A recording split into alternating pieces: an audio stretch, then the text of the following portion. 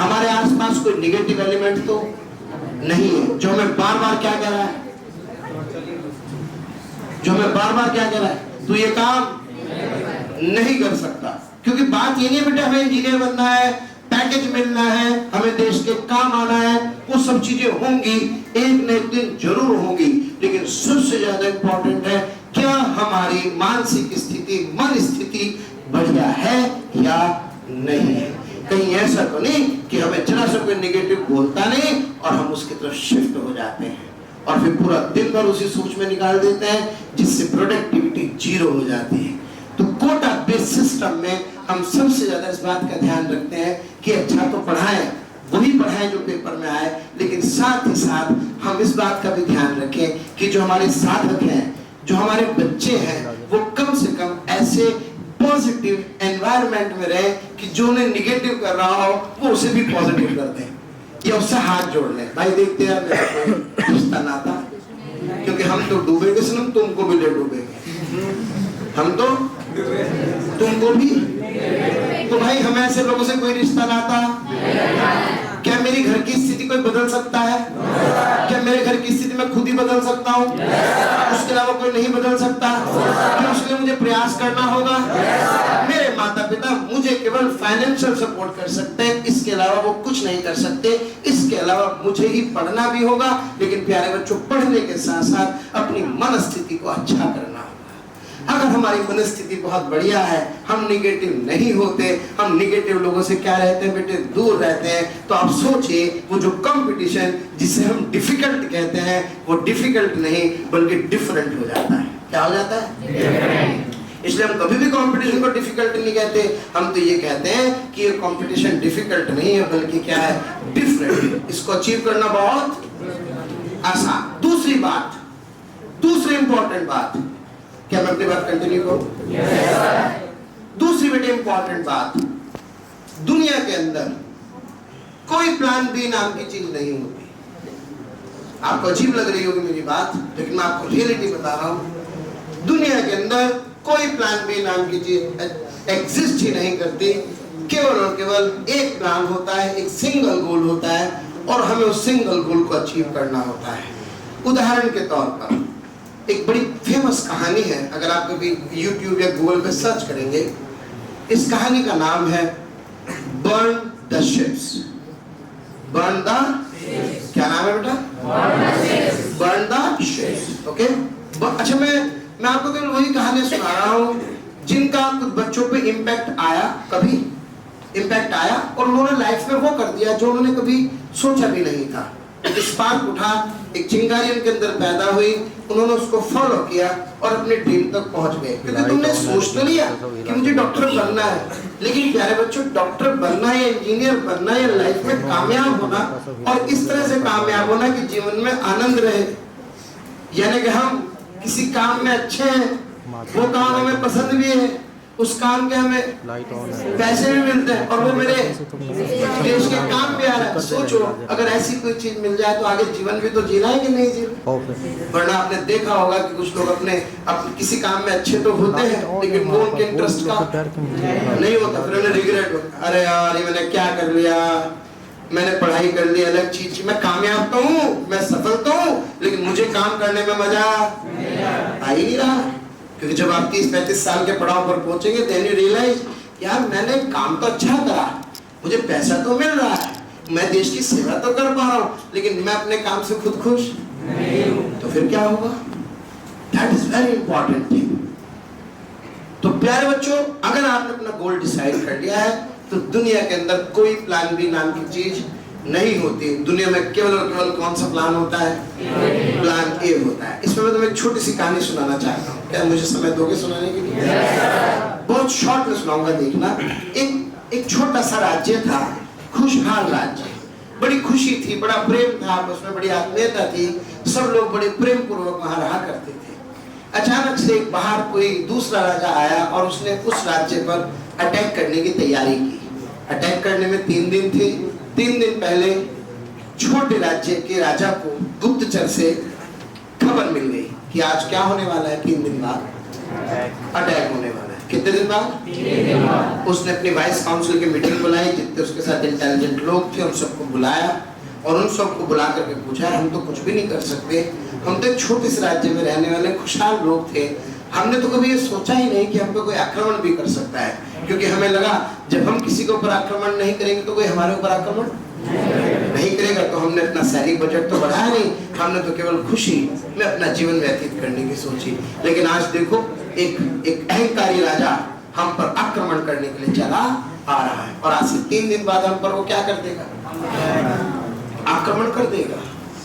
तो प्यारे बच्चों सोचिए, उसके एक सलाहकार ने सलाह दी, साहब एक काम करते हैं, हमारे पास तो कोई रास्ता है नहीं, वो आएंगे हमारे बीवी बच्चों को बंधक बना लेंगे, हमें मौत के घाट उतार देंगे, तो एक काम करते हैं, क्यों ना आज रात को हम ये अटैक करें,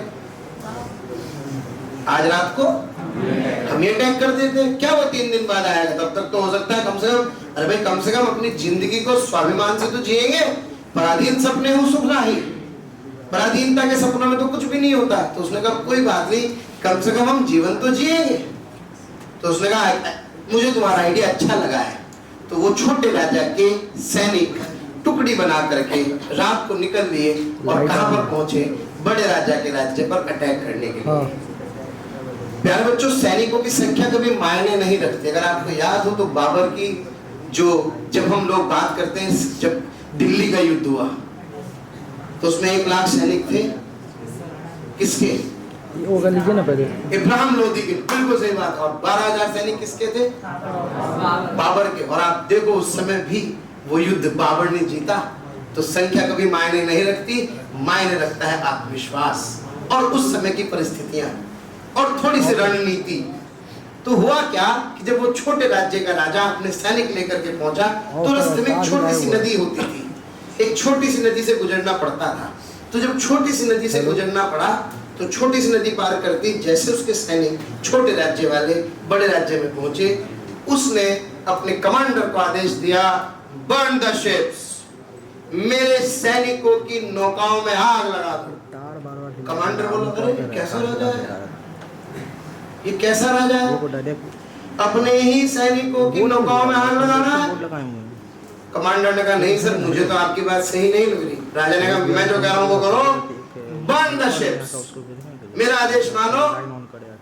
उसने अपने सैनिकों की नौकाओं में आग लगा दी, बर्न द शिप्स। और उसने कहा अब हम या तो लड़ेंगे या मरेंगे, कोई प्लान भी हमारे पास नहीं होना चाहिए, हम आज रात को अटैक करेंगे और हमें वापस जाने का कोई प्रश्न नहीं उठता है। तो उसने अपने सैनिकों की नौका में आग लगा दी।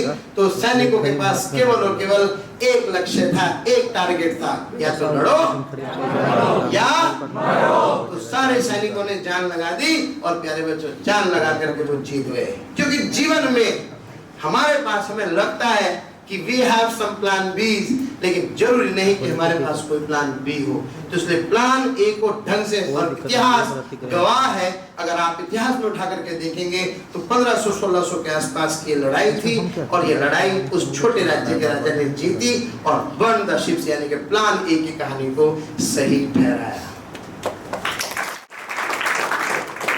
आंखों पे पट्टी बांध करके अगर कोई सर्कस के खेल में चाकू वाला किसी अपने साथी के ऊपर चाकू चलाता है तो क्या वो कह सकता है कि चलो कोई प्लान बी लगा लेंगे?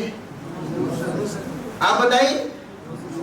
अरे उसके पास कोई प्लान बी कैसे हो सकता है? उसको तो इतना एक्यूरेट खेलना है, क्योंकि अगर चाकू जरा से इधर से इधर हुआ तो उसकी तो जान, यानी कि क्या वो कह सकता है कि लारों से डरकर नौका पार नहीं होती और कोशिश करने वालों की कभी हार नहीं होती?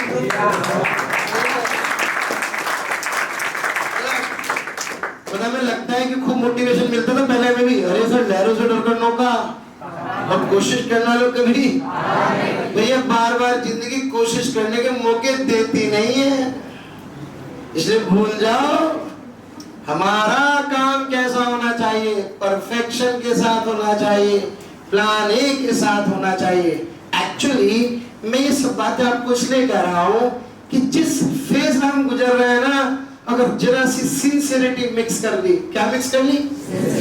मैं आपको सीरियस होने के लिए नहीं कह रहा हूं, नहीं, फर्क है दोनों बातों में। सीरियस होना और सिंसियर होने में फर्क है। प्यारे बच्चों, मैं आपसे कह रहा हूं कि आप जरा से सिंसियर हो जाइए, क्योंकि आपको शायद ये पता नहीं है कि जो 22 लाख बच्चा कंपटीशन दे रहा है नीट का, या जो 11 लाख बच्चा कंपटीशन दे रहा है जेई का, उसमें से 10 लाख बच्चा तो बोर्ड का है। कौन सा है? बोर्ड का। वो बच्चा जो अपने पहले अटेम्प्ट को लेके सीरियस ही नहीं है, जो ये कह रहा है अरे मैं तो पहली बार ही पेपर दे रहा हूं, देखता हूं पेपर में आता क्या है, मजाक समझ रखा हाँ, कि मैं तो पेपर दे के देखता हूँ कैसा पेपर आ रहा है, 12वीं तो है। अरे गधेड़े, ये 12वीं का अटेम्प्ट अगर खराब कर लिया, तुझे ये नहीं पता कि तू कितना पिछड़ जाएगा, क्योंकि अगले साल फिर 3 से 4 लाख बच्चे ज्यादा हो जाएंगे, वही कंपटीशन एक अलग लेवल का आ जाएगा। और सवाल सक्सेसफुल होने की नहीं है, सवाल ये है कि हम अपनी सीट किसी और को क्यों दें, हम अपनी सीट किसी और को क्यों दें, और वो भी केवल इसलिए कि हम थोड़े से नासमझ हैं। हमें इस बात का जरा सा अंदाजा नहीं है कि जरा से एफर्ट लगाते तो हम कितना सफल हो जाते। तो प्यारे बच्चों, बात कोटा की, बात किसी कंपटीशन की है ही नहीं, बात तो सिस्टम की है। और आप सोचो, आपको शायद ये अंदाजा नहीं है कि मोशन के सेंटर मुजफ्फरपुर में है, उन बच्चों के लिए कितना बड़ा वरदान है। सोचिए, जो लोग घर से बाहर नहीं जा सकते, वहाँ के माहौल में नहीं रम सकते, उनके लिए कितनी बड़ी अपॉर्चुनिटी है, जो अपना 11th और 12th के अटेम्प्ट को भी सेव कर सकते हैं। Believe me, and competition is all about early start. कोई कंपटीशन, ये जितने ऑल इंडिया रैंक्स आती है ना, ये सारे के सारे वो बच्चे होते हैं जिन्होंने अर्ली स्टार्ट किया होता है। बस उन्हें थोड़ा सा पहले समझ होती है कि यार मैं जो है, मुझे थोड़ा सा पहले सीरियस होना है या सिंसियर होना है? सिंसियर होना है। पेपर कभी भारी आता ही नहीं, कभी पेपर भारी नहीं आता प्यारे बच्चों। होता क्या है, हमारी तैयारी कभी अप टू मार्क नहीं होती, विश्वास कीजिए। और उसका केवल और केवल कारण हमारा कैजुअल अप्रोच होता है। क्या होता है? हमारा कैजुअल अप्रोच होता है। तो चलिए, अपनी बात को मैं यहीं पर विराम देता हूं और एक छोटी सी चीज मैं आपको बताऊं। नीचे एक मशीन रखी है एटीएम जैसी, सीपीएस। आपको उसके बारे में आइडिया है कुछ? हाँ सर, वो पता तो है, कुछ है। मैं आपको फिर एक छोटी सी बात बताना चाहता हूं। that is based on AI। मतलब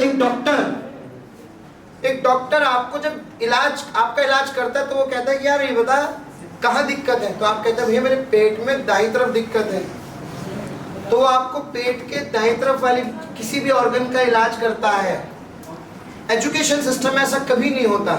एजुकेशन सिस्टम में सारे बच्चे बैच में बैठ के पढ़ रहे होते हैं, सबकी प्रॉब्लम क्या होती है अलग अलग, लेकिन ट्रीटमेंट क्या होता है, सेम होता है। होता है कि नहीं होता? अगर ये पता लग जाए कि तुम्हारा मैथ्स वीक है, क्या वीक है, और मैथ्स का कोई टॉपिक वीक है, और सोचो तुम उसी की कोई प्रैक्टिस कराता रहे, तो क्या तुम इंप्रूव कर जाओगे कि नहीं? ये है वो आर्टिफिशियल इंटेलिजेंस, ये है वो मशीन। और अभी इस पे इतना तो इन्वेस्ट हो चुका है, अब इस पे अपन और काम कर रहे हैं। तो आने वाले समय में ये ऐसी मशीन होगी जो तो बताएगी कि आपको बीमारी क्या है, आपका डायग्नोस करेगी, और डायग्नोस करने के साथ साथ प्यारे बच्चों, आपकी जो प्रॉब्लम है उस प्रॉब्लम को सही तरीके से सही भी करके आपको बताएगी। और जितनी तेजी के साथ मोशन एजुकेशन कोटा और उसके सेंटर्स ग्रो कर रहे हैं, ऐसा ईश्वर ने चाहा तो 100% होगा कि जो टेस्ट मैकडॉनल्ड्स का पटना में खा रहे होंगे, वही टेस्ट मैकडॉनल्ड्स के बर्गर का आपको यहाँ पर मिलेगा। समझ में आई बात? पूरी कोशिश वही है, अभी भी हम पूरी कोशिश कर रहे हैं, हमारे सारे अध्यापक, हमारे पूरा सिस्टम मिल करके। आप लेकिन सिस्टम को दिल से जुड़िए, अपने टारगेट्स को दिल से महसूस कीजिए, अपनी पढ़ाई को सीरियसली नहीं बल्कि सिंसियरिटी से करिए, तो आपको 100% प्यारे बच्चों इसका रिजल्ट मिलेगा। Is that clear? नेगेटिव लोगों के साथ आवाज नहीं है, नेगेटिव लोगों के साथ क्या अपना इंटरेस्ट ढूंढना है? क्या उसको फील्ड चुनना है? क्या उसमें पैसा भी आएगा? देश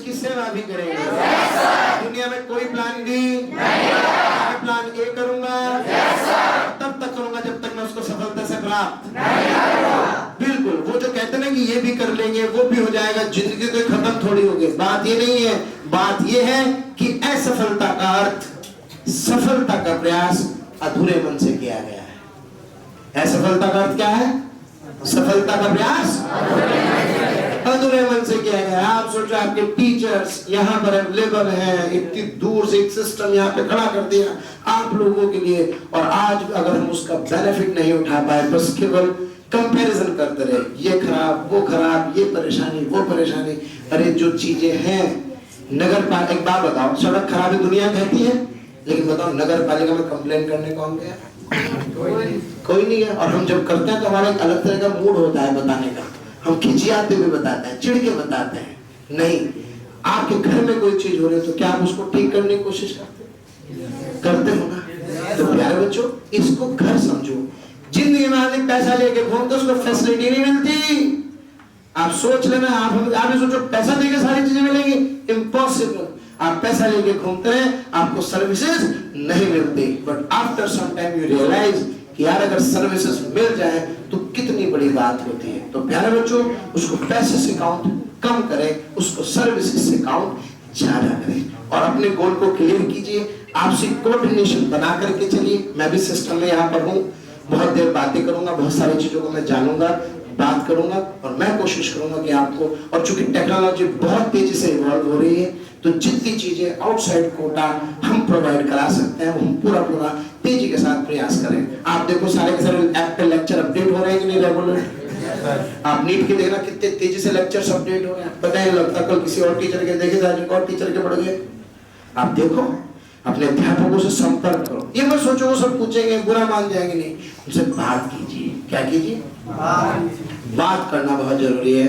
और मैं ईश्वर से प्रार्थना करता हूँ, आपने जो मन में सोचा होगा वो आपको 100% मिलेगा, मिल जाए। और एक शेर के साथ अपनी बात खत्म करता हूँ कि लॉ ऑफ अट्रैक्शन बड़ा पावरफुल होता है। क्या चीज? Law of attraction. मतलब आप जिस चीज को चाहते हो, शाहरुख खान की पिक्चर में किसी चीज को चाहते हैं तो पूरी कायनात ही और वो मिलाने में लग जाती है। तो किसी ने बहुत अच्छा कहा है कि तुमने चाहा ही नहीं, तुमने वरना हालात बदल सकते थे। तुमने, तेरी आंखों के आंसू तो मेरी आंखों से निकल सकते।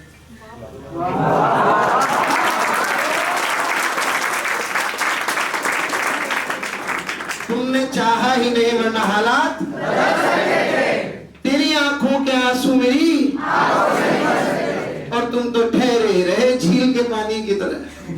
तुम तो ठहरे ही रहे, दरिया होते तो बहुत दूर निकल सकते थे।